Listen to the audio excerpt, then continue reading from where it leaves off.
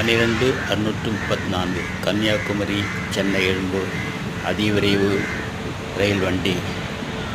இது பெயருக்குத்தான் அதிவிரைவு ரயில் வண்டியை தவிர இதில் இணைக்கப்பட்ட பெட்டிகளை பார்த்தால் தமிழ்நாட்டுக்கு வெளியே இயக்கப்பட்டு பழமையாய் போன பெட்டிகள் தான் இப்போது இதில் இணைக்கப்பட்டு ஓட்டப்படுகின்றன.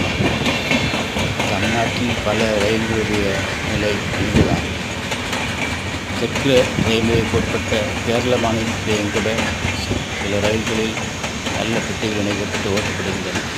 ஆனால் தமிழ்நாட்டிற்குள்ளே ஓட்டப்படும் பல ரயில்கள் நல்ல பெட்டிகளை கொண்டு இயக்கப்படுவதில்லை.